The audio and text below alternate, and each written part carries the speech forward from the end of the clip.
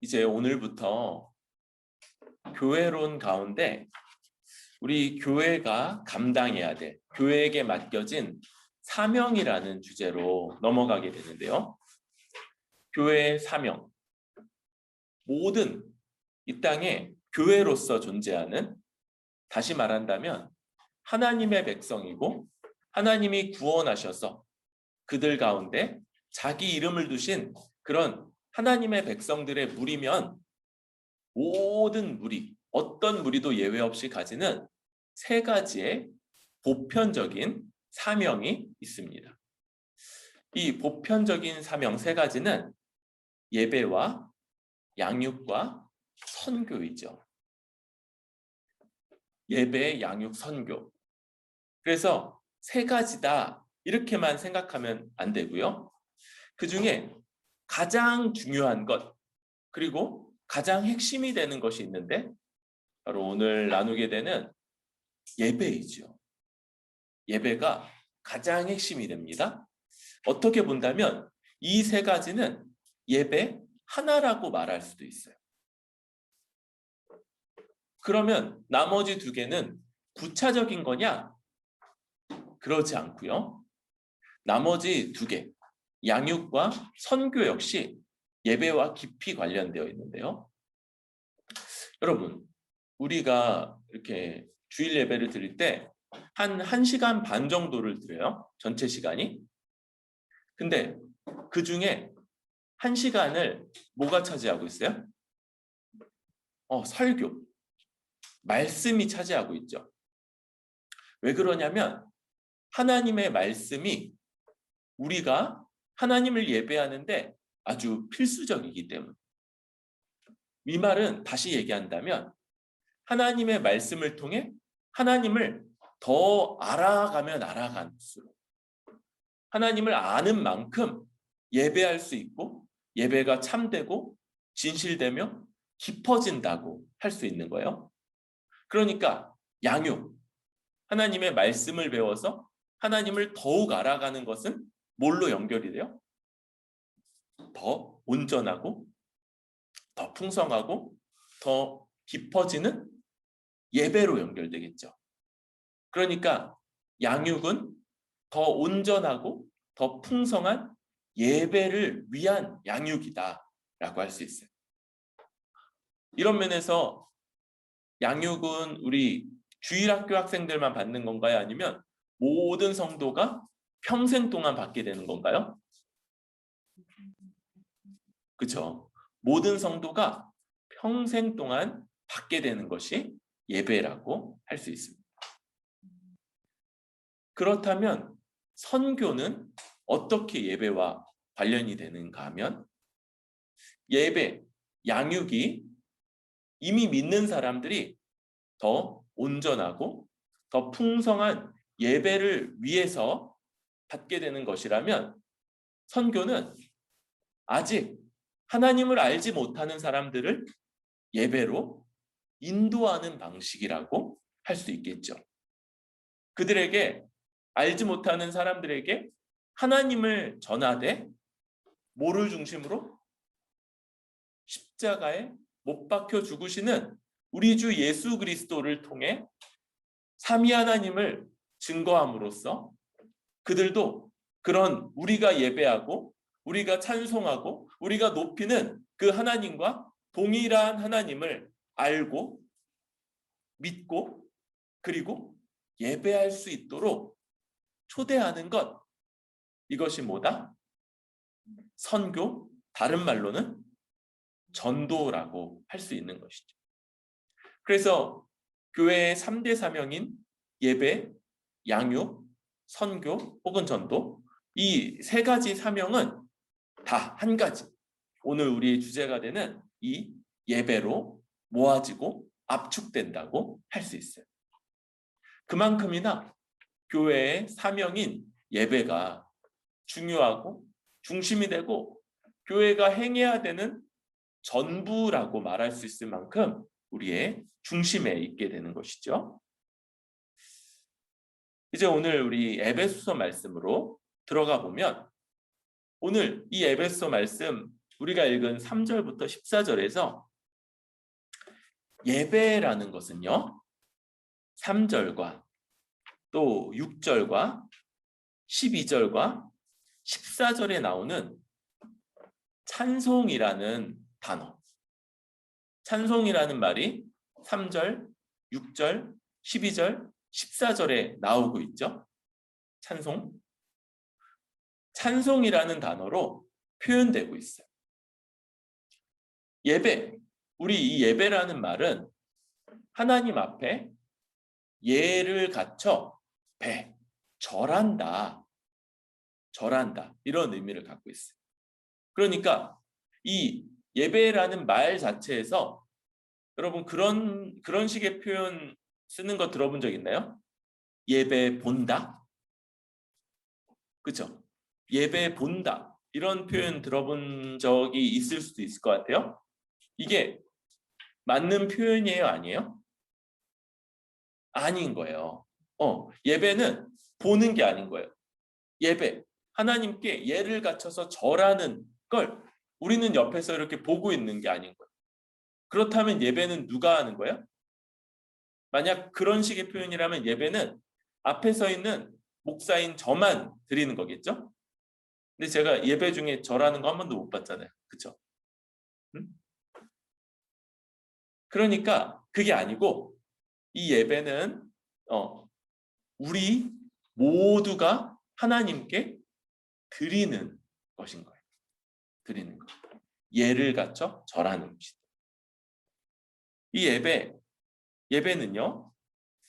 여기 오늘 본문에서는 찬송이라고 나와 있는데 찬송, 우리 3절을 한번 읽어봅시다. 찬송, 시작. 찬송하리로다. 하나님 곧 우리 주 예수 그리스도의 아버지께서 그리스도 안에서 하늘에 속한 모든 신령한 복을 우리에게 주시되라고 이렇게 말하면서 사실 이 3절이 3절부터 14절까지의 전체 내용을 요약하고 있다고 할 수 있어요. 3절에서 찬송하리로다 이렇게 말하는 건 조금 더 쉽게 바꿔보면 찬송하는 것이 마땅합니다.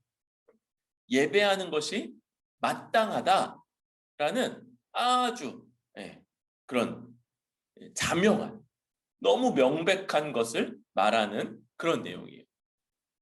왜 그렇게 하나님을 찬송하는 것이 곧 예배하는 것이 마땅하냐? 그럴 때 바로 하나님께서 우리에게 복을 주셨기 때문에 그래요. 여기 주시되라는 말은 과거의 단회적 사건, 과거에서 쭉 연속적인 주고 계신다 이런 게 아니고 우리에게 다 줘 버리신, 다 주신 것, 그런 내용을 갖고 있어요. 우리에게 복을 주셨는데 어떤 복이냐면 하늘에 속한 모든 복이에요. 모든 복.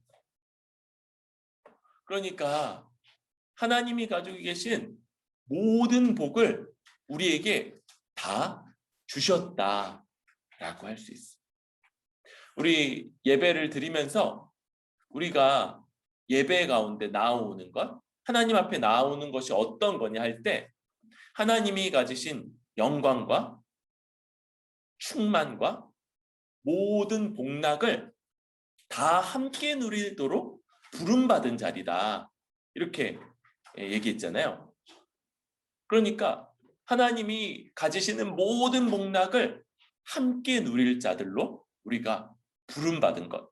하나님이 모든 복을 다 우리에게 주셨다는 것. 그때 하나님은 어떤 분이시냐면요. 여기 하나님 곧 우리 주 예수 그리스도의 아버지. 그러니까 우리 하나님은 총 몇 분이세요? 한 분이시면서 또 삼위, 세 개의 인격으로 구분되시죠. 그래서 여기 하나님 근데 곧 우리 주 예수 그리스도의 아버지 하나님, 우리가 성부 하나님이라고 부르는 하나님 나타나고요. 그리스도 안에서, 그러니까 그리스도, 예수 그리스도. 그래서 성자 하나님이 표현되고요.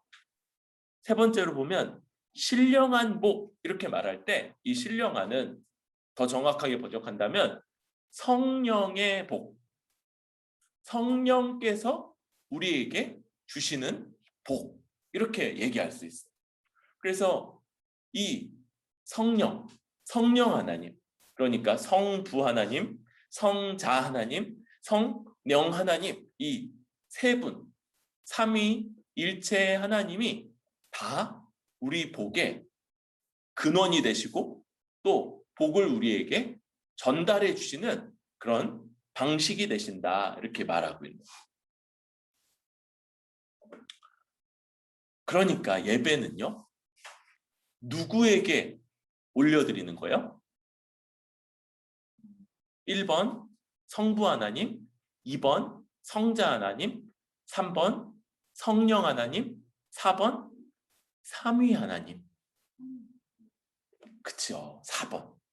우리의 예배 우리가 다 예를 갖춰서 정성껏 절하는 건데 받으시는 분이 누구시냐면 성부 하나님, 성자 하나님, 성령 하나님 세 분이 우리 절을 받으시는 거예요. 왜 예배를 드려요? 우리에게 모든 복, 우리에게 복을 주셨기 때문, 모든 복을 주셨기 때문에 하나님께 절하는 거, 감사하며 절하는 거, 이게 우리의 예배다라는 거예요. 그래서 양육이라는 거, 더 깊고 더 온전한 예배라는 게 있을 수 있어요. 여러분 한번 보세요. 누가 나한테 선물을 해줬어. 제가 이제 오늘 주이모가 쓰는 저 컵을 이제 최근에 선물 받았어요. 목사 안수 받은 목사님이 이렇게 이제 답례품으로 준비해서 선물해 줬어요. 딱 선물로 받았어. 근데 감사하죠? 그런데 저 쓰다 보니까 저 겉에가 이렇게 벗겨지는데 안에가 금인 거. 아니에요, 저거 금 아니에요? 벗기지 말아요. 무게 재봤는데 금 무게가 아니야. 아쉽게도 금 안 들어있어요. 저기 순금이야. 그러면 이렇게나 되게 더 고맙겠죠. 근데 알고 보니까 그렇게 준 게 아니고 나만 아주 특별히 여겨서 나만 금잔을 준 거야. 이거 다 그냥 하는 얘기예요. 진짜 믿지 말아요. 그러면 더 고맙겠죠. 새로 목사 안수 받은 목사님께 더 고마움이 있겠죠. 우리가 하나님께 모든 복을 받아서 감사하는데 이 감사의 크기, 깊이, 정도는요 달라질 수 있는 거예요. 우리가 받은 복이 어떤 복인지, 하나님이 어떻게 주셨는지, 그 복을 주시기 위해서 어떤 대가를 치르셨는지, 그리고 이제 그 복을 받아서 앞으로 어떻게 되는지, 이런 것들을 알아가면 알아갈수록 이런 복이었어요? 우리가 받은 게 이렇게 놀라웠어요? 이렇게 대단했어요? 그러면서 이 깨달음이 깊어질수록 우리의 감사가 작아지겠어요? 커지겠어요? 점점 더 커지면서 감사가 커지면 모두 더 온전해지고 깊어진다고요? 예배가, 우리의 예배가. 그래서 이 복에 대해서 알아가는 것이 필요한데, 여러분 이 복을 아는 데는요 시간이 좀 걸려요. 언제까지 필요하냐면 이 복을 온전히 알 때까지, 사람마다 약간씩 다른데 언제까지 시간이 필요하냐면 우리가 죽는 날까지, 죽는 시점까지 그 시간이 우리에게 필요해요. 그래서 계속해서 더 알아가게 될 거예요. 이 하나님이 우리에게 주신 이 복의 크기는 너무 크고 놀라워서 우리가 알면 알수록 더 풍성히 알고 더 온전히 알아갈 그런 내용들이 더 많이 있고 더 많이 있고 더 많이 있고 점점 더 깊어지는 이런 놀라운 게 될 거예요. 그렇지만 그래도 우리가 평생 동안 그렇게 알아가야겠지만 먼저 오늘도 좀 알아야 되겠죠? 그래서 오늘 나머지 4절부터 14절까지로 아주 기본적인 내용들을 좀 살펴보려고 그래요. 14절까지 안에서 4절부터 6절은 성부 하나님이 우리를 위해서 행하신 일이, 7절부터 12절은 성자 예수님을 중심으로 성부 하나님이 하신 일, 마지막으로 13, 14절은 성령 하나님을 통해서 성부 하나님이 하시는 일, 이렇게 말씀이 구분되어 있어요. 먼저 4절부터 6절까지는 누가 중심이라고요? 성부 하나님. 그런데 성부 하나님은 어떤 일을 하셨냐면요, 14절 보니까 창세전에 그리스도 안에서 우리를 택하사 우리로 사랑 안에 그 앞에 거룩하고 흠이 없게 하시려고. 제일 중요한 단어 하나 택하면 올 것 같아요? 제일 중요한 단어? 택하사. 택하사. 그렇죠? 택하셨다. 우리 단어로 바꾼다면 선택, 이런 말을 할 수 있어요. 5절에 그 기쁘신 뜻대로 우리를 예정하사 예수 그리스도로 말미암아 자기의 아들들이 되게 하셨으니, 두 단어를 택한다면 예정과 아들이 된다. 이렇게 이런 단어들이 쓰여서 성부 하나님이 우리를 위해서 해주신 일을 쓰고 있어요. 창세전, 우리 수야, 창조가 몇 년 전이야? 최소한? 응? 그치. 최소한 4,000년 전이죠. 최소한 4,000년. 4,000년 전이 되는 그 창조 때, 창조 전에, 창조하시기 전, 그러면요, 여러분, 이건요 원래 상상이 안 되는 거예요. 우리는 공간, 시간, 그리고 그런 것들을 생각할 수 있는 우리의 존재, 여기에 기초해서 뭔가를 알 수 있는 건데, 창세전은 우리가 원래 상상하기 어려운데, 그런데 창세전에 하나님이 우리를 택했다, 이렇게 말하는 거예요. 이거는 창조전, 시간도 없고 공간도 없고 우리도 없고 우주도 없고 이런 것들을 우리한테 상상하라고 하시는 말이 아니에요. 창세전 이야기는 왜 하는 거냐면, 창조하신 다음부터 지금까지 최소한 몇 년이라고? 4,000년이 되는 이 역사 동안에 일어난 일들이 어디에 기초하고 있냐면, 이 벌어지는 일들에 기초하고 있는 게 아니라 그 전에 하나님이 누구를? 우리를 선택하신 것. 우리를 하나님이 택하신 것이 지금 벌어지고 있는 일들의 이유가 된다는 걸 말하기 위해서 그렇게 하는 거예요. 다시 말하면, 지금 우리 주일학교 학생들이 예배를 잘 드리고 있어요. 설교 말씀도 열심히 적고 있어요. 예외도 있을 수 있겠지만. 그런데 하나님이 우리에게 복 주시는 게 지금 우리가 하고 있는 예배를 잘 드리고 설교 말씀을 잘 적고 있는 이것 때문에 우리에게 복 주시는 거라고요? 아니에요.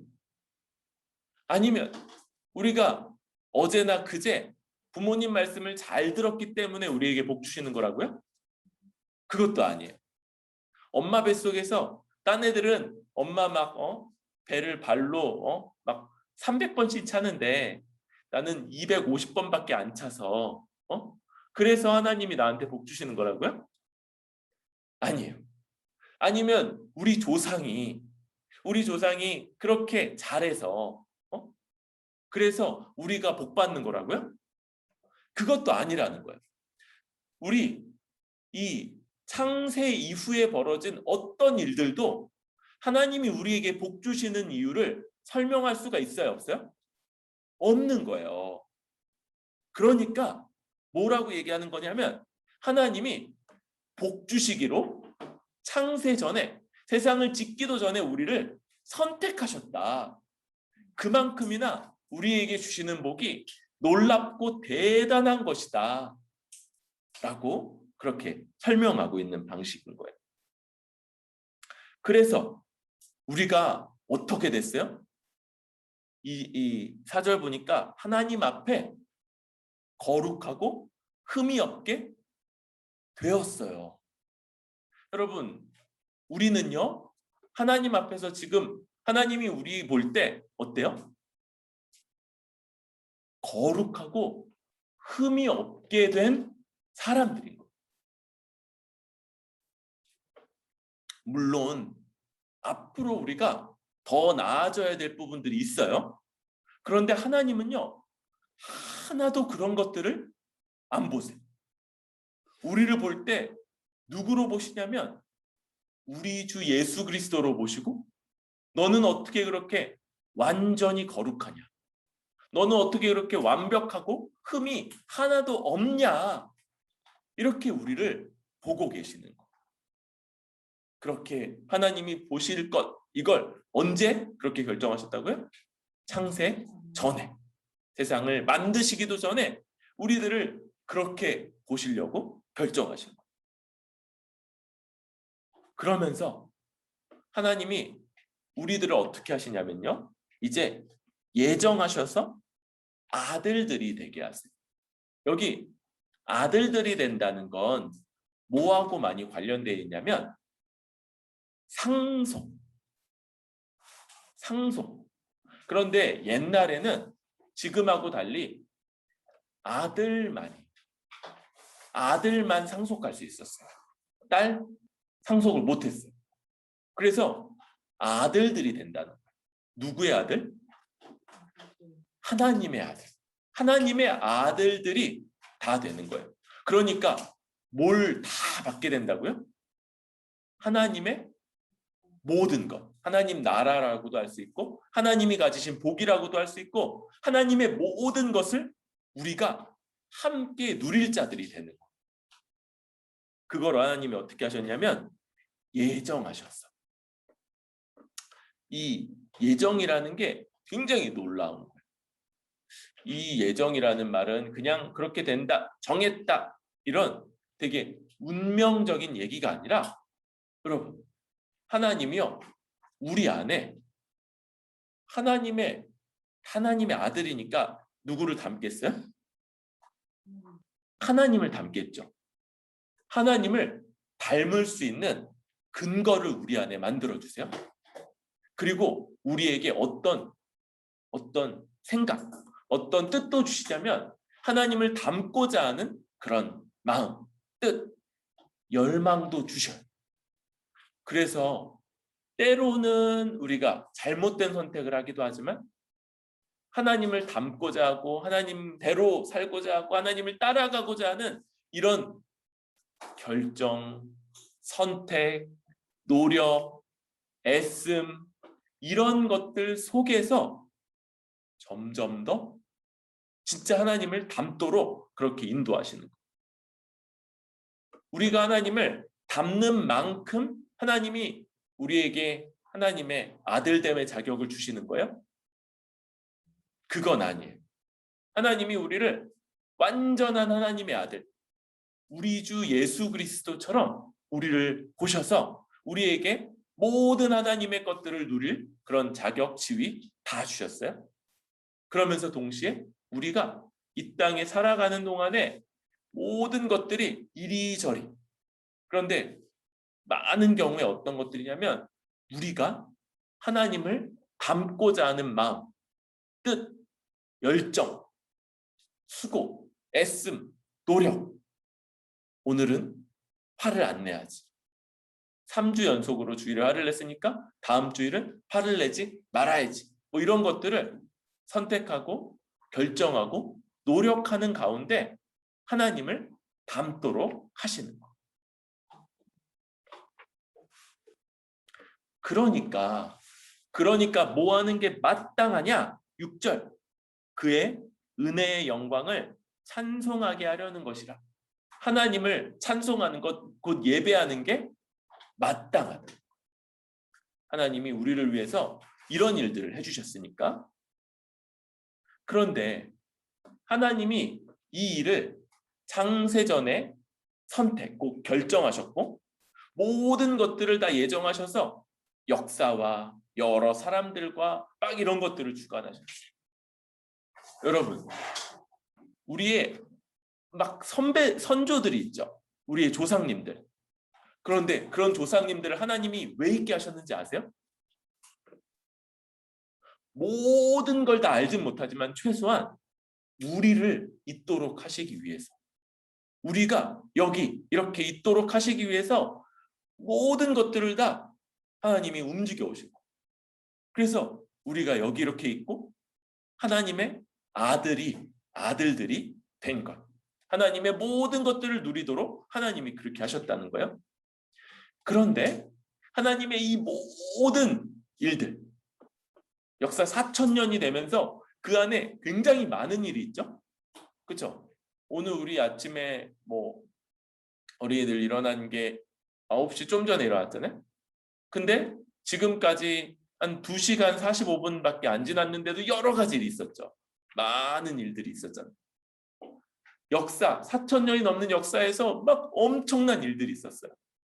그런데 그 모든 일들 속에서 하나님이 행하신 일들, 가장 결정적인 일을 7절에서 말하고 있는데, 7절 한번 읽어보도록 합시다. 시작. 우리는 그리스도 안에서 그의 풍성함을 따라 그의 피로 말미암아 속량 곧 지사함을 받았느니라. 7절에서 안 쓰고 있지만 7절에서 우리가 7절의 배경에 나타나는 세 글자짜리 단어, 초성 힌트, 시옷, 지읒, 기역. 뭘까요? 초성 힌트, 시옷, 지읒, 기역. 세 글자짜리 한 단어.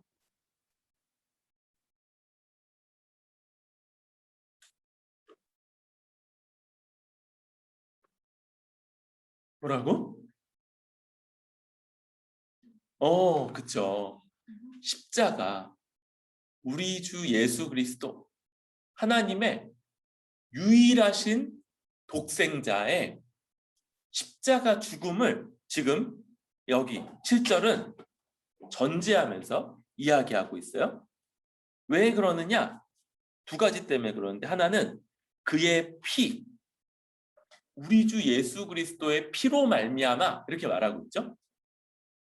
이거 예수님이요. 예수님 직업이 뭐였는지 알아요? 목수였죠, 목수. 그래서 막 목공일 하다가 잘못해서 손을 쾅 치셔가지고 상처가 나서 피가 났다는 이런 얘기 하는 거예요? 아니죠. 피는 언제나 성경에서 은유적인 표현인데 내용은 뭐예요? 피? 생명? 특별히 바쳐진 생명, 곧 죽음 얘기하는 거예요. 죽음. 그러니까 누구의 죽음? 예수님의 죽음. 그래서 예수님이 죽으신 것, 곧 십자가 죽음을 가리키고 있고, 뒤에 속량. 근데 곧 죄사함이라고 그러죠. 속량은 뭐예요?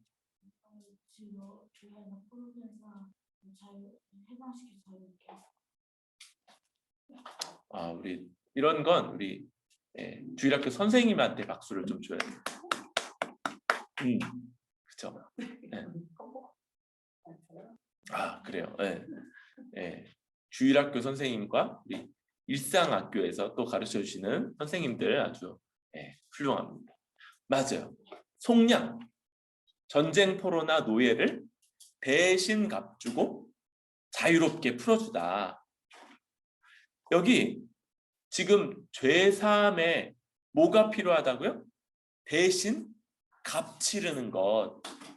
그래서 그분의 죽음이 우리 대신 죄값을 치른 것이고 그 결과가 제사함이다라고 말하고 있으니까 이게 뭐라고요? 예수님의 십자가 얘기하고 있는 거예요. 이 하나님이 자기 독생자 하나님과 똑같은 하나님을 사람으로 보내시고요. 그리고 그 동등하신 분을 사람으로 보내신 것도 모자라 가장 비참하게 십자가에 못 박혀서 죽게 하셨어요. 더군다나 곧 하나님을 대적한 우리 모든 자들의 죄를 대신 값치르게 하시려고 그 십자가에서 죽으시는 자기 아들 하나님에게 하나님이 진노와 저주를 하신 것. 저주를 하셔서 모든 대가를 남김없이 치르게 하신 것. 그게 바로 십자가고 그로 인해서 우리에게 죄사함이 이루어진 것. 이것이 하나님이 우리에게 모든 복을 주시기 위해서 그가 행하신 가장 놀라운 일이고 우리의 모든 복은요. 그래서 그리스도 안에서 받게 되는 거예요. 어떤 그리스도냐면 십자가에 못 박혀 죽으시고 우리의 죄의 대가를 다 대신 값치르신 우리 주 예수 그리스도 안에서 받게 되는 거예요. 우리 주 예수 그리스도 안에서라는 이 말을 이제 조금 있다가 한 번 더 설명하게 될 거예요. 그런데 여러분, 이 일은요, 과거에 있었던 일이죠? 그렇죠? 과거에 있었던 일이에요. 얼마 전? 그죠? 약 2000년. 약 한 2000년 정도 전에 있었던 일이에요. 그런데 2000년 전에 있었던 일이고 그것을 믿을 때 지금 우리에게 적용되는 일일 뿐만 아니라 이제 앞으로 우리를 통해서 하나님이 하실 일과도 연결되어 있는데 그것은 10절에 나오는 통일. 우리 통일 그러니까 어디가 많이 생각이 나요? 북한 생각이 많이 나죠. 그런데 북한하고 우리가 통일하는 것도 뭐 중요하겠지만 여기 10절에 보니까 10절 한번 읽어볼까요? 시작. 하늘에 있는 것이나 땅에 있는 것이 다 그리스도 안에서 통일되게 하려 하심이라. 그러니까 북한과 남한의 통일은 이 통일을 설명하는 데 있어서 뭐 너무 작은 거예요. 그거보다 훨씬 더 큰 게 통일돼야 되는데 뭐냐? 하늘에 있는 모든 것, 땅에 있는 모든 것, 그러니까 온 우주에 있는 모든 것들이 다 통일되는 것. 이게 하나님이 예수 그리스도를 우리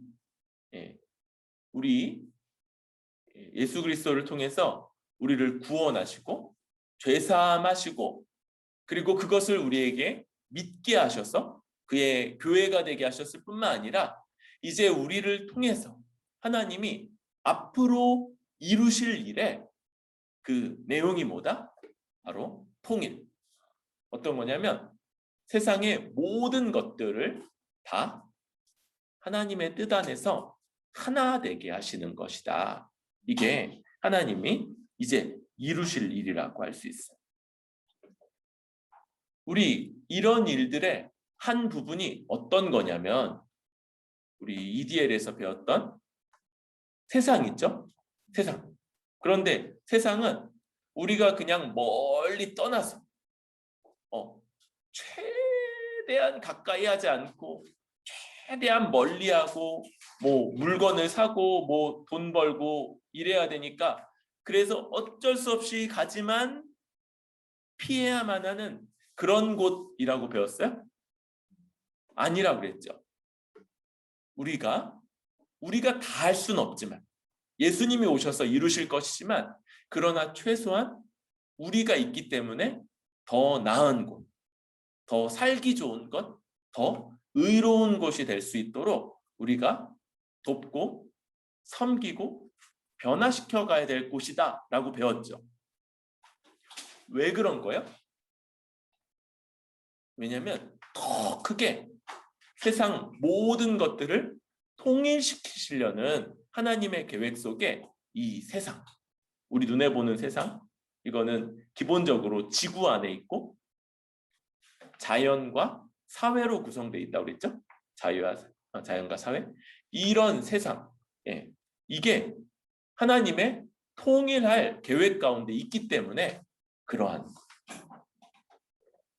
하나님이 예수 그리스도를 통해서 우리를 구원하실 뿐만 아니라 이 모든 것들을 다 알려주셨으니까 다시 12절 뭐 하는 게 마땅하다고요? 찬송하는 게 마땅하다. 여러분, 우리를 볼 때 되게 우리가 부족해요. 우리가 연약하고 능력도 별로 없고 되게 약한 사람이에요. 그런데도 하나님이 우리를 통해서 어떻게 하시겠다는 거예요? 세상을 통일하시겠다. 쉽게 말하면 세상을 더 나아지게 하시겠다. 여러분, 내가 이 땅에 잘 살아있고 사람들을 만나고 사람들과 이야기하고 함께 살아가고 함께 일하고 함께 공부하는 이게 세상에 더 이익이 되어 아니면 내가 어디 멀찍이 떠나서 혼자 살거나 아니면 일찍 죽는 게 세상에 더 이익이 돼요? 그쵸? 왜? 내가 잘나서? 내가 능력이 많아서? 내가 훌륭해서? 내가 잘생겨서? 그런 게 아니고 하나님이 우리를 통해서 그렇게 일하시기 때문에 그러하다는 거죠. 어떻게 알아요? 여기 약속하셨잖아. 우리를 통해서 세상을 통일하실 거라고. 그래서 우리가 세상 앞에서 부족한 부분, 연약한 부분이 많음에도 불구하고 우리 세상 앞에 나가서 열심히 공부하고 친구들을 만나고 함께 살아가고 또 함께 여러 가지 일들을 할 수 있고 그게 세상에 유익하다. 우리를 그렇게 유익하게 할 수 있는 사람들 되게 하셨으니까 얼마나 감사해요. 그래서 우리가 하나님께 찬송, 곧 예배드리고 그리고 또 세상 앞에서도 사람들과 함께 살아가는 것이죠.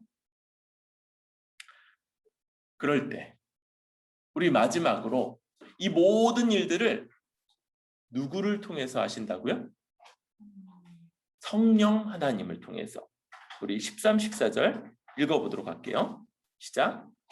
그 안에서 너희도 진리의 말씀 곧 너희의 약속 복음에 듣고 그 안에서 또한 믿어 약속의 성령으로 인치심을 받았으니 이는 우리 기업의 보증이 되사 그 얻으신 것을 속량하시고 그의 영광을 찬송하게 하려 하심이라. 아멘. 여러분, 우리 성령 하나님이 나올 때 성령 하나님을 가리키는 말로 오늘도 그러고 또 다른 성경들에서도 많이 쓰이는 말이 있는데 그게 바로 이응시옷이에요. 이응시옷. 볼까요?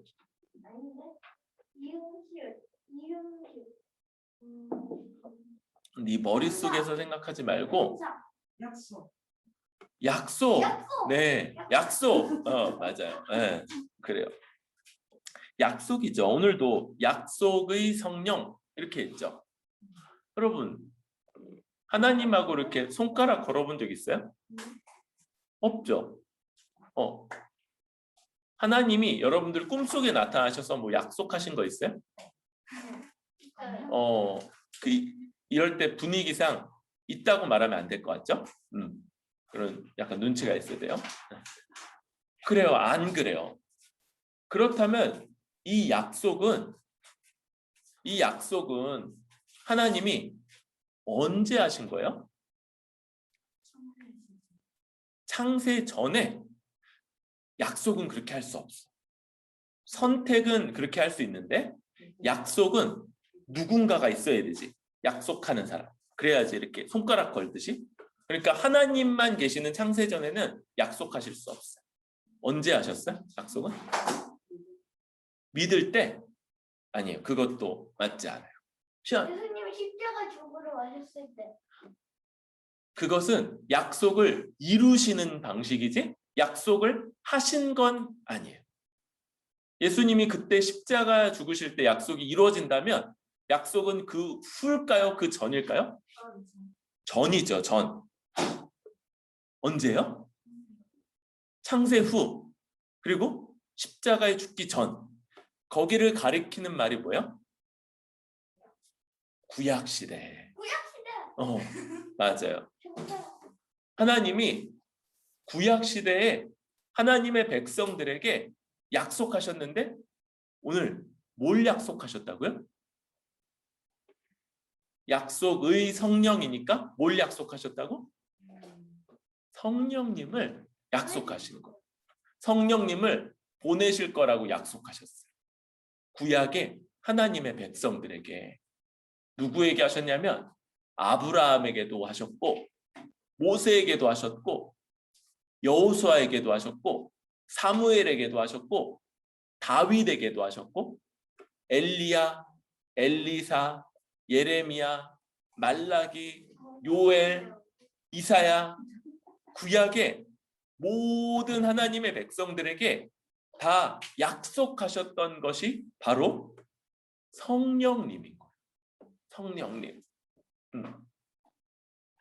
그리고 이 성령님은요, 그냥 성령님이 아니라 어떤 분이시냐면 우리 안에, 우리 마음에 오셔서 우리를 하나님의 아들 되도록 하나님을 닮도록 하시는 분이고요. 또 하나님을 닮으면 하나님의 아들 되면 뭐를 얻게 된다고요? 그죠? 하나님의 모든 것. 상속. 그죠? 하나님의 모든 것을 상속한다고 그랬죠. 그래서 하나님의 모든 것을 함께 누리도록 해주시는 분, 그게 누구시라고요? 성령님. 성령님이신 거예요. 그런데 성령님이 예수 그리스도를 믿는 사람들에게 오시는데 그걸 13, 14절에서 인치심과 보증, 여기 14절에 기업의 보증이다 할 때 이 기업이 바로 상속이에요. 상속. 그러니까 상속의 보증으로 우리에게 오시는 거. 지금 우리가 하나님의 모든 것들을 받았어요? 지금 이게 약간 어떤 거냐면 여러분 이 얘가 완전히 맞을지 모르겠는데 우리가 인터넷으로 물건을 사잖아요. 그렇죠? 돈을 내죠. 그러면 우리한테 뭐가 딱 주어지냐면 택배 송장이 주어지죠. 자, 송장, 번호가 딱 있죠. 그걸로 우리가 어디쯤 왔나 이런 것들 검색할 수 있죠. 그래서 오늘 오후에 도착하겠구나 뭐 이런 것들 알 수 있어요. 그리고 그게 딱 나오면 그쪽에서는 분명히 보낸 거고 이거는 오고 있으니까 그 정해진 날 그 시간에 되면 탁 받아서 열어볼 수 있죠. 지금 성령님이요 우리에게 보증이 되신다 그럴 때 하나님은 우리에게 주셨다고 그랬잖아요. 주셨다고. 근데 지금 우리가 완전히 모든 것을 다 누리고 있어요? 그러진 않은 것 같아요. 우리가 보니까 이 땅에서 여러 가지 어려움, 고난, 또 부족함 이런 것들도 겪는 거 보니까 지금 하나님의 모든 복락을 다 누리고 있지는 않은 것 같아요. 하나님은 분명히 주셨는데 우리는 아직 완전히 누리고 있지 않은 상태. 그래서 뭐가 필요한 거예요? 보증, 성령님. 성령님은요, 우리에게 보증이 되셔서 뭘 확인시켜 주시냐면 하나님이 다 주셨고 이제 그걸 우리가 완전히 누리게 될 것을 확실하게 해주시는. 또 하나. 그래서 그 중간에요. 하나님은 다 주셨고 우리가 조금 있으면 이 모든 것을 완전히 누리게 할 날이 임할 거예요. 근데 그 중간에는 아직은 완전히 다 못 누린다고 그랬죠. 그래서 고난이 있고 빈곤이 있고 어려움도 있고 시험도 있고 중간에 죄 짓는 일이나 또 중간중간 믿음에서 연약해지는 일들도 있을 수 있어요. 그런데 그때 성령님이 우리를 인쳐 주시는 거예요. 여러분, 인치는 게 어떤 거냐면 옛날에 지금과 같이 우편 제도가 막 발달하지 않았을 때 편지를 누군가가 누구에게 보내려면 반드시 사람이 가지고 가야 되죠. 근데 이게 중요한 편지인데 그 중간에 가져가는 사람이 안에 내용을 이렇게 바꿀 수 있잖아요. 예를 들면 이 편지를 받으면 누구누구에게 100만 원을 주시오. 이렇게 했는데 거기 누구누구에게를 찍찍 긋고 편지를 가져가는 사람이 중간에 자기 이름으로 바꿔놓을 수 있잖아요. 그렇죠? 그러면 원래 주려고 그랬던 사람에게 100만 원이 가는 게 아니라 그 사람, 편지를 받아서 전달하는 사람이 100만 원을 몰래 가져가게 되죠. 그런 일이 벌어지지 않게 하도록 어떻게 했냐면 편지를 쓰고 그 편지를 똘똘 말아요. 그리고 나서 거기에다가 촌농이 굳기 전에 촌농을 붓고 거기다가 자기만 가지는 독특한 모양을 갖는 반지로 꾹 찍어요. 인장 반지라고 하는 거. 그래서 그 편지를 열려면 이 인장 반지의 모양이 깨져야지만 촌농이 굳은 다음에는 깨져야지만 열 수 있도록 그렇게 해서 봉하는 거예요. 그렇게 인장 반지를 꾹 누르는 걸 인친다라고 해요. 그렇게 인쳐지게 되면 그 편지 가져가는 배달하는 사람이 중간에 열어서 자기 유리하게 내용 바꿀 수 있어요, 없어요? 내용이 바뀌지 않도록 보호해주는 역할을 이 인장 반지로 인치면 보호받게 되죠. 우리가 중간에 하나님 나라를 완전히 다 누리게 되고 그 모든 복을 누리게 되기까지 중간에 어려움도 있고 고난도 있고 빈곤함도 있고 시험도 있고 넘어지는 일들도 있음에도 불구하고 성령님께서 우리 가운데 오시면 인쳐 주신다고 그랬죠? 내용이 바뀌지 않도록 인장 반지로 꾹 인쳐서 보호하는 것처럼 우리를 보호해 주신다. 하나님이 우리를 성령님이 우리 마음 가운데 계셔서 보호해 주시기 때문에 우리가 마지막까지 믿음을 지키고 하나님의 모든 복락을 받기까지 하나님의 백성으로서의 지위와 자격이 지켜지는 것. 이게 바로 성령님의 인쳐주심이에요.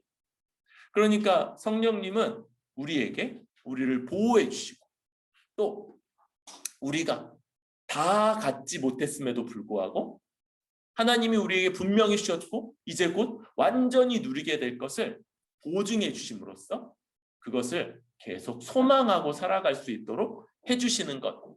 그걸 누가 해주신다고요? 성령 하나님이. 그러니까 여러분 다시 한번 정리해 본다면 세상을 만들기도 전에 하나님이 너무 사랑하시고 기뻐하시면서 우리라고 그러면 이게 약간 강조. 누구를? 나를. 누구를? 목사님을 아니고 나를, 누구를요? 나를 하나님이 선택하셨어요. 하나님이 택하셔서 모든 복을 다 주시기로 그렇게 택하셨어요. 그리고 그렇게 될 수 있도록 그 중간에 모든 것들을 막 다 하나님이 다 움직이셔서 우리의 할아버지도 있게 하시고 부모님도 있게 하시고 할아버지의 할아버지도 있게 하시고 할아버지의 할아버지의 할아버지도 있게 하시고 할아버지의 할아버지의 할아버지만 있으면 안 되니까 할아버지의 할아버지의 할머니도 있게 하시고 뭐 이렇게 하셔서 우리를 여기 있게 하시고 우리를 하나님의 아들 되게 하시는 거예요. 그런데 이런 모든 것들도 다 하나님의 예정하심의 결과지만 가장 중요한 하나의 사건 뭐예요? 하나님의 아들이 죄가 없으신데 모든 고난을 받고 하나님의 진노와 저주까지 받으시면서 십자가에 못 박혀 죽으시는 그 일이 2000년 전에 벌어졌죠. 그리고 이제 그것을 믿는 자들이 교회가 돼서 하나님의 아들이 될 뿐만 아니라 이제 그들을 통해 하나님이 이 온 세상을 하나님의 뜻 가운데 통일시켜가는 이 일도 진행해 가신다. 너무 대단한 거. 우리가 하나님께 은혜를 받을 뿐만 아니라 더욱 놀랍게 하나님께 쓰임도 받는다. 여러분, 하나님께 쓰임 받는 것, 하나님이 하시는 일에 참여하게 되는 것, 이런 게 놀라운 복인 것. 그 가운데 하나님이 우리에게 성령님을 보내셔서 우리가 이 땅에서 여러 가지 위험, 위기, 고난, 환난을 겪음에도 불구하고 보호하시고 하나님이 이미 주셨다고 선언된 모든 복락이 이제 우리에게 다 누려질 것을 보증해 주시는 것. 이런 것까지 다 해주셨으니까 뭐 하는 게 마땅하다고요? 찬송하는 것. 다른 말로는 예배하는 게 마땅하다.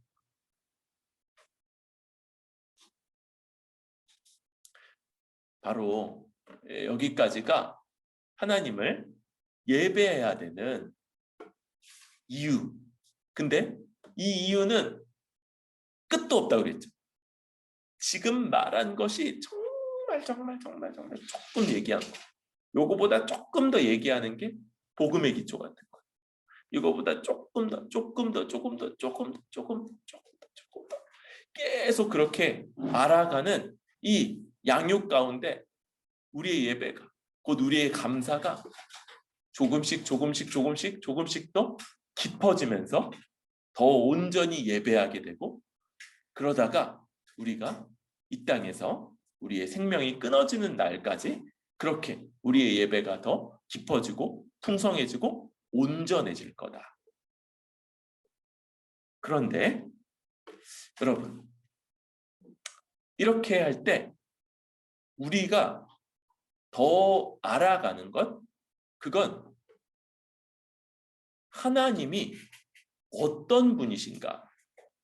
하나님, 오늘 말씀에 하나로 요약한다면 뭐냐면 하나님은요, 우리에게 복 주시는 분이죠. 삼위 하나님은 우리에게 모든 복을 주시는 분이신 거예요. 여러분, 이게 너무 놀라운 거예요. 이게 하나님이 하신 모든 대부분의 일들을 다 설명할 수 있는 이유 같아요. 하나님이 이 세상을 왜 지으셨어요? 우리에게 복 주시려고. 하나님이 왜 모세를 통해서 율법을 주셨어요? 우리에게 복 주시려고. 하나님이 왜 예수 그리스도를 십자가에 못 박혀 죽게 하셨어요? 우리에게 복 주시려고. 우리에게 왜 성령을 주셨어요? 우리에게 복 주시려고. 그리고 우리에게 지금 교회로 모이고 교회로 살아가게 왜 그렇게 하세요? 복 주시려고. 하나님이 우리에게 복 주시려고. 그런데 또 다른 방식으로 이야기한다면 이것은 하나님을 아는 것이라고 할 수 있어요. 하나님이 어떤 분이세요? 여러분, 그런 게 있죠. 우리 주변에도 다른 사람에게 뭘 자꾸 나눠주는 그런 사람들이 있죠. 그런 사람들 가까이 있으면 좋겠어요? 나쁘겠어요? 좋죠. 이제 제가 아는 목사님이 한 분 계시는데 그분은 이런 새로운 전자기기 같은 걸 되게 좋아하세요. 그러니까 뭐 이렇게 아이패드, 뭐 맥북, 뭐 새로운 전자기기 뭐 이런 것들을 되게 좋아하세요. 그런데 그런 걸 잘 못 다루세요. 그래서 새로운 걸 사지만 본인이 잘 못 써. 그리고 나서 잘 안 쓰니까 조금 있다가 어떻게 해요? 다른 사람에게 주거나 아니면 되게 싸게 파는 거예요. 그러니까 그분하고 친해지면은 좋겠어요? 나쁘겠어요? 그분하고 친해지고 싶죠? 나중에 소개시켜 줄까요? 물론 그분이 이렇게 오랫동안 그렇게 살아오시다 보니까 이제 어떻게 됐어요? 지금은 되게 많이 가난해지셔서 지금은 잘 못 사세요. 이런 아쉬움이 있지만 아무튼 그분으로 인해서 이렇게 신형 전자기기들을 굉장히 싸게 얻은 다른 목사님들이 굉장히 많은. 여러분, 하나님이 우리에게 복 주신다는 것도 하나님의 아주 되게 중요한 거예요. 그런데 왜 하나님이 복 주시는가? 하나님이 왜 복 주세요? 우리가 예뻐서? 우리가 착해서? 우리가 훌륭해서? 아니라고 그랬죠.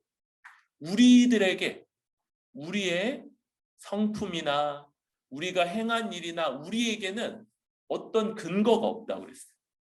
그러니까 하나님이 우리에게 복 주신다. 이거는 우리에게 이유가 있지 않고 누구에게 이유가 있어요? 하나님께 이유가 있는 거예요. 그래서 하나님을 아는 것 한편은 하나님의 행하심, 그 핵심에 있는 하나님은 우리에게 복 주신다는 걸 아는 것이고 또 한편, 다른 한편은 하나님이 누군가를 아는 건데요. 하나님이 어떤 분이신가? 요걸 하나님의 영광을 안다고 많이 표현해요. 영광. 여러분, 영광이라는 말 언제 써요? 뭐 찬양에서 많이 나오죠. 영광, 영광의 주를 찬양하세. 뭐 이렇게. 근데 의외로 영광이란 말을 영광이 뭐야? 그러면 잘 알기가 어려워요. 이제 세상 사람들 언제 많이 쓰냐면 올림픽 같은 거에서 메달 따잖아요. 그러면 와, 영광스럽다. 이렇게 얘기를 해요. 근데 그게 진짜 무슨 뜻인지는 잘 몰라. 영광은요, 보통 우리가 어떨 때 쓰냐면 보통보다 굉장히 뛰어난 것, 보통의 기준들보다 아주 탁월한 것, 이런 걸 볼 때, 이런 게 드러날 때 영광스럽다 이런 말을 하는 거예요. 올림픽에서 왜 그러냐면 올림픽에서 1등한 사람, 예를 들면 100m 달리기에서 1등한 사람은 세상 사람들 중에 제일 빨리 뛴 사람이죠. 그러니까 세상 사람들보다 더 탁월함이, 뛰어남이 드러났기 때문에 영광스러운 거예요. 그런데 그런 기준들은 세상의 기준, 세상 사람들의 기준에서 좀 탁월한 건데 여러분, 가장 탁월한 것, 가장 뛰어난 것, 가장 우월한 것, 우리는 그게 누구세요? 하나님이시잖아요. 가장 아름답고 가장 위대하고 가장 탁월하고 성경에서는 어떻게 많이 쓰냐면요. 가장 뭐뭐한 이런 게 이 구약 성경에 그런 표현법이 없어요. 우리 영어에서는 어떻게 표현해요? 최상급 표현 있죠. 하나님의 가장 뛰어난 것, 가장 위대하고 그런 것들 나타내는데 구약 성경에는요 그런 표현 방법이 없어요. 그래서 어떻게 하냐면 우리 구약 성경에 만왕의 왕, 만주의 주, 그러니까 주, 여러 주의 주 이런 식으로 표현하는 거예요. 가장 뭐뭐하다. 뭐 예를 들면 가장 빠르다 그러면 가장 빠른 것들 중에 빠름 뭐 이런 표현이죠. 하나님이요 가장 선하고 가장 위대하고 가장 아름답고 가장 존귀하고 가장 복되고 이런 분이신 거예요. 그래서 영광이라는 건 우리에게는 하나님 되심의 나타남이라는 의미를 가져요. 영광이 뭐라고요? 하나님 되심의 나타남. 그러니까 우리가 올림픽에서 금메달 따는 사람을 볼 때 영광스럽다라고 표현할 수 있죠. 왜요? 왜냐하면 하나님이 우리 아주 뛰어나신 분인데 그런 뛰어남이 나타나고 있으니까. 사람이 누군가 다른 사람들을 돌볼 때 아주 선한 모습이 나타날 때 우리는 영광스럽다라고 말할 수 있겠죠. 하나님을 비슷한 모습, 하나님을 닮은 모습이 나타나기 때문에 그러는 거. 우리 이사야 아까 찾아보자고 했는데 6장 가볼까요? 이사야 6장.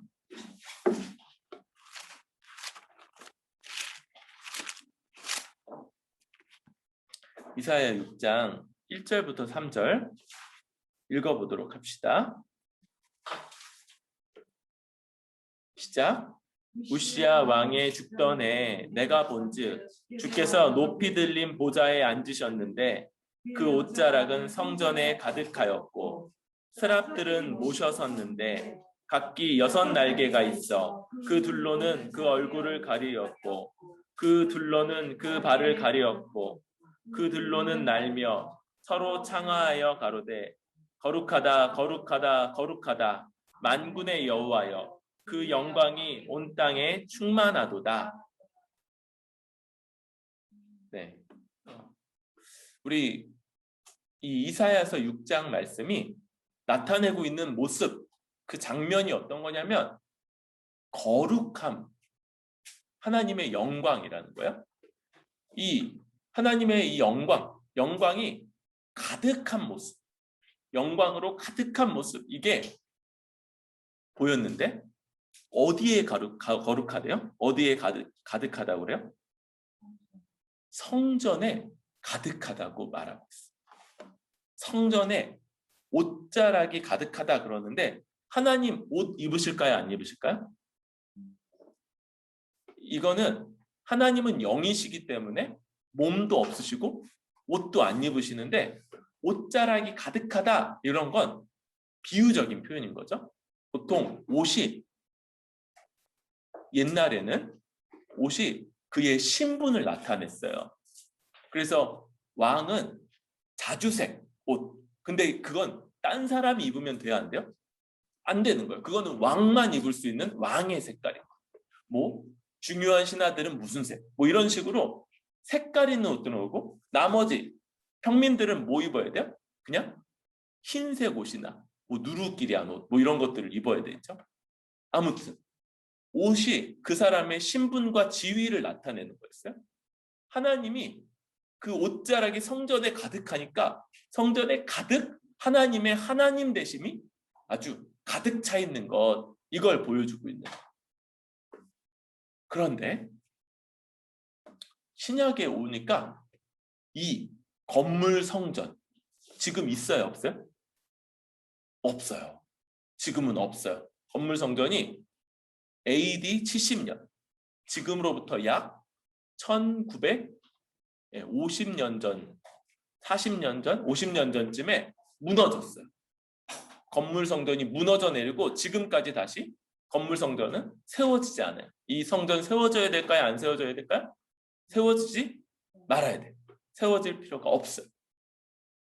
그러면 지금은 성전이 없어요? 아니에요. 예수님이 약속하셨는데 뭐냐면 건물 성전 무너뜨려라. 내가 3일 만에 다시 세울 거다. 그랬는데 3일 만에 예수님이 어떻게 되셨어요? 죽고 부활하셨어요. 그래서 부활하신 예수님이 성전이세요. 근데 원래 예수님만 성전이어야 되는데 예수님을 믿어 예수님께 붙은 사람들이 생겨났어요. 예수님을 머리로 하고 그의 몸으로서 막 사람들이 붙어서 이루게 되는데 그게 뭐예요? 교회. 그래서 이제 뭐가 성전이냐면 머리이신 예수님과 그의 몸에 붙어서 이루어진 교회가 성전이고 성전에 뭐가 가득하시다고요? 하나님의 영광이 가득한 것. 그것이 바로 지금 우리들인 것. 그래서 하나님의 영광은요. 하나님의 하나님 되심은 어디서 가장 분명하게 드러나냐면 우리를 구원하시는 것. 그러니까 우리가 예전엔 교회가 아니었죠. 예전엔 뭐였어요? 뭐 절 이런 게 아니고 예전에는 죄인이었고 하나님의 자녀가 아니었는데 이제 구원이라는 방식.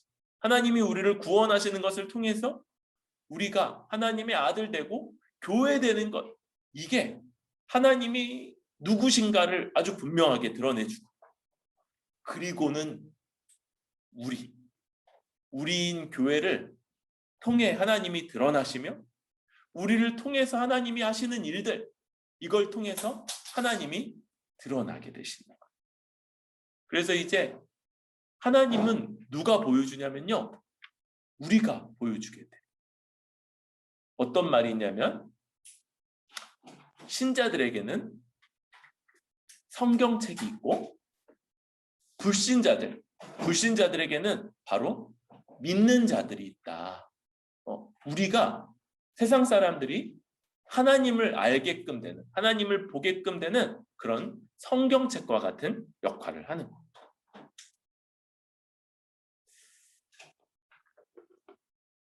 우리를 구원하시기 위해서 하나님이 어떤 일을 하시냐면 자기 아들을 이 땅에 보내시죠. 사실은 그 전에 하나님이 2000년 동안 아브라함을 택하시고 약속하시고 역사를 이끌어 오시는 이런 일들을 하시고 뭘 약속하셨다고요? 성령님을 보내시겠다고 약속하고 자기 아들을 이 땅에 보내셔서 십자가에 못 박게 죽게 하시고 그리고 부활 승천하셔서 성령님을 보내셔서 우리를 교회되게 하시죠. 우리를 교회되게 하신 다음에 끝났다고요? 아니요. 이제 계속해서 우리와 함께 하시며 우리를 인도하셔서 당신의 사람들로 세워가십니다. 바로 여기에 하나님의 영광이 나타납니다. 그래서 우리는 하나님을 예배하는데 뭘 보면서 예배하냐면 하나님의 영광을 보면서 예배해요. 하나님이 우리를 구원하시는 그것을 통해서 하나님의 영광을 분명하게 봅니다. 그리고 지금 우리 이렇게 연약하고 부족한데도 불구하고 우리를 하나님의 모든 복을 누릴 하나님의 아들들로 삼으시고 지금도 그렇게 이끌어 가시며 우리를 통해서 온 세상 만물을 통일하시는 그런 일까지를 진행해 가시는 그 하나님을 보면서 하나님의 영광을 알고 하나님을 예배하는 것. 이게 우리들의 삶인 겁니다. 말씀을 정리하도록 하겠습니다. 우리는 하나님을 예배하는 게 가장 중요한 삶입니다. 여러분 그래서 토요일에 여러분들 일찍 자요. 주일에 일찍 일어나서 우리 깨끗하게 씻고 잘 준비하고 그리고 주님 앞에 나와야 돼. 우리 주일 주님 앞에 모여서 예배 드리는데 더 마음을 다하고 힘쓰고 이것을 더 기대하며 살아가야 되고 이 시간들을 우리의 삶의 중심으로 놓고 나머지의 것들을 조율하고 조정하고 그렇게 살아가야 돼. 하나님을 예배하는 것. 이게 우리의 가장 중요한 일이고 우리의 가장 본질적인 것이고 하나님께 온 마음을 다해서 감사하며 찬송하는 이 일들이 날로 더 온전하고 깊어지는 것. 그런 뿌리 깊은 교회 될 수 있기를 바랍니다.